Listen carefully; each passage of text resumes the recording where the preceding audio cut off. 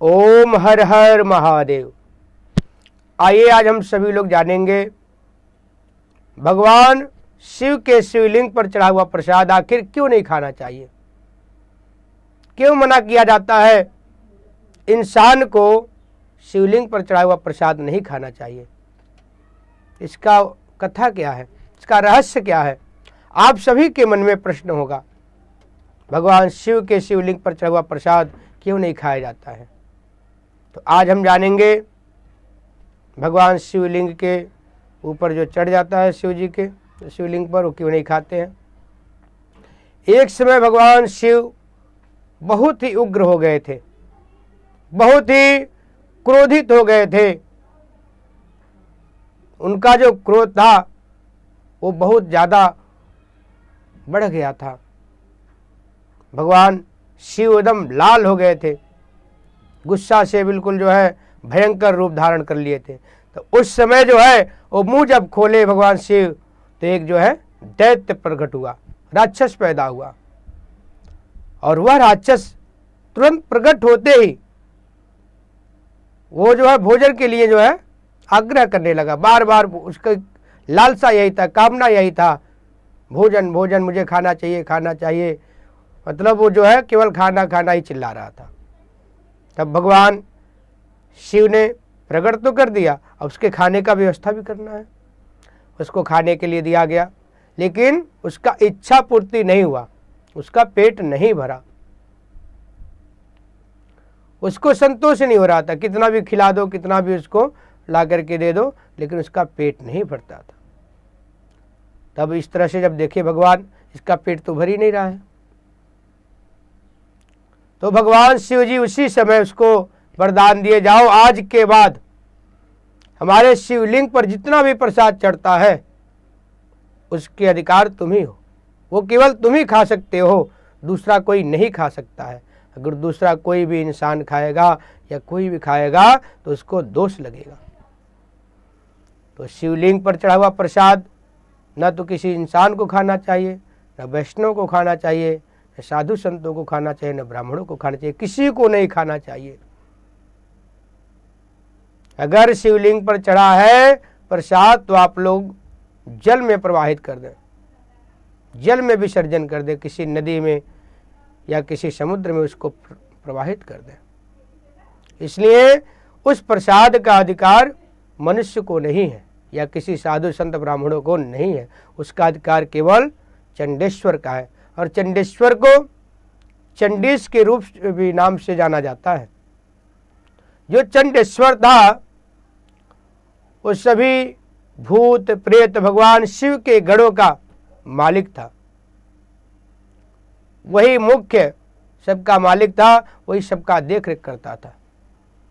लेकिन उसका जो था लालसा कभी भी खत्म नहीं होता था, हर समय उसको खाने की जो है लालसा लगी रहती थी। तो इससे उसका एक जो है लालच भी रूप दिया गया। और इसी के साथ साथ एक और शब्द आता है, किसी को भी अगर कोई कार्य कर रहे हैं तो उसको लालच नहीं करना चाहिए, लालसा नहीं रखना चाहिए अपने मन में, मैं ये करूँगा तो ये चीज़ प्राप्त होगा, मैं ये काम करूँगा तो ये चीज़ हासिल होगा, ये मुझे मिलेगा। आप कर्म करते रहो। भगवान कहता है आप जो है किसी का सहयोग करेंगे, किसी का हेल्प करेंगे, किसी को दान पुण्य करेंगे तो आपको उससे अधिक मिलेगा। और ये बिल्कुल सत्य बात है। अगर आप किसी का हेल्प करेंगे निस्वार्थ भाव से, बिना किसी लालच से, तो उससे ज़्यादा आपको अधिक फल प्राप्त होगा जितना आप उसको दिए हैं, जितना शारीरिक या मानसिक किसी तरह से उसका हेल्प किए हैं आप, तो उसका फल उससे अधिक आपको प्राप्त होना है। तो इस तरह से चंडेश्वर को भगवान शिव ने वरदान दिया, शिवलिंग पर चढ़े प्रसाद केवल तुम ही खा सकते हो, तुम्हारा ही अधिकार है। लेकिन भगवान शिव ने साथ में एक और उसको बात बताई।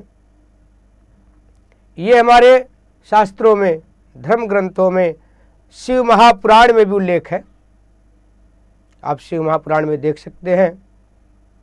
और कमेंट में ओम नमः शिवाय हर हर महादेव अवश्य लिखें। शिव महापुराण में और भी कई ग्रंथों में लिखा है, अगर पत्थर से बनी हुई, मिट्टी से बनी हुई, लोह मिट्टी से बनी हुई, बालू से बनी हुई शिवलिंग है तो उसका प्रसाद आप लोगों को ग्रहण नहीं करना है, उसका अधिकार चंडेश्वर ही है। लेकिन अगर किसी धातु का बना हुआ शिवलिंग है, जैसे पीतल हो गया, तांबा हो गया, अष्ट धातु हो गया, पंच धातु हो गया, तो इस तरह के और पारस शिवलिंग जो होता है, इस पे चढ़ा हुआ प्रसाद कोई भी भक्त खा सकता है, कोई भी मनुष्य खा सकता है। भगवान शिव ने कहा जो किसी भी धातु का और पारस शिवलिंग है उस पे चढ़े प्रसाद का तुम्हारा अधिकार नहीं है, वो भक्त लोग खाएंगे, वो मनुष्य लोग खाएंगे। और एक विधान और है, शास्त्रों में इसका वर्णित है, उल्लेख है, अगर भगवान शालिग्राम के साथ भगवान शिव के शिवलिंग की स्थापना हो रही है और उस पर पूजा हो रहा है, प्रसाद चढ़ाया जाता है, तो भगवान शालिग्राम के साथ में स्थापना करने से उसका दोष मिट जाता है, उसका दोष वहीं पे खत्म हो जाता है। तो आप लोग उस परिस्थिति में भी शिवलिंग का चढ़ा हुआ प्रसाद खा सकते हैं। कहा जाता है भगवान शिवलिंग के ऊपर चढ़ा हुआ प्रसाद खाने से भक्तों के ऊपर भगवान की कृपा प्राप्त होता है और सभी कष्टों से और दुखों से भक्त और सभी मनुष्य कष्टों से मुक्ति पाते हैं, कष्टों से मोक्ष पाते हैं। तो ये जो है बहुत ही रहस्यमय कथा है, इसको आप लोग शिव महापुराण में भी पढ़ सकते हैं, इसके बारे में जानकारी ले सकते हैं। तो इस प्रकार से शिवलिंग का चढ़ा हुआ प्रसाद का एक कथा है। तो आप लोग अगर इस चीज़ का ध्यान देते हैं तो ज़रूर इसका ध्यान देंगे। पत्थर का, मिट्टी का, लोह मिट्टी का, बालू का जो शिवलिंग है उस पर जो प्रसाद चढ़ा है आप लोग न खाएं, इसको प्रवाहित कर दें, गंगा में, यमुना में या किसी समुद्र में इस प्रसाद को प्रवाहित कर दें, उसमें प्रवाह कर दें। तो ये जो कथा है बहुत ही लोगों को जानना चाहिए, सब कथाएं, ये सब जो भी विधान है पता होना चाहिए। आखिर प्रसाद तो लोग बोलते हैं नहीं खाना चाहिए, तो इसका कारण क्या, क्यों नहीं खाना चाहिए, ये तो आपको पता होना चाहिए।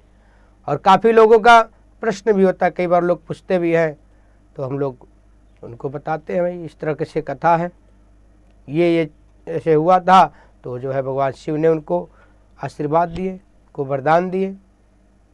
तो मेन कथा ये है। तो जो लोग भी इस वीडियो को देख रहे हैं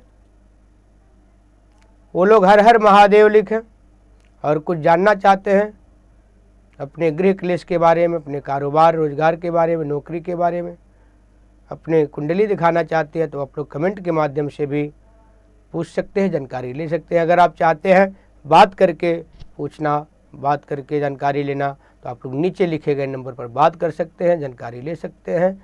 और इसी तरह के हमारे इसी चैनल पर और भी वीडियो हैं, उसमें धार्मिक सनातन धर्म के अनुसार, शास्त्रों के अनुसार कई सारे उपाय और किस व्रत में किस प्रकार व्रत करना चाहिए, किस प्रकार भगवान से पूजा करना चाहिए, इस तरह के हमारे चैनल पे आप वीडियो देख पाएंगे। अगर आपको कुछ और जानकारी लेना है तो आप लोग वीडियो के माध्यम से भी जानकारी ले सकते हैं, उससे भी जान सकते हैं कौन सा व्रत कैसे करना चाहिए, अगर हम किसी बीमारी से ग्रसित है तो क्या करना चाहिए। मतलब कई सारे ऐसे उपाय आप लोगों के लिए हम लोग इस पे डाल दिए हैं, जिससे आप लोगों को और सरल हो जाए और आसान हो जाए। तो आइए इस वीडियो से विदा लेते हैं। जो लोग अंत तक इस वीडियो को देखे हैं उन सभी का बहुत बहुत धन्यवाद।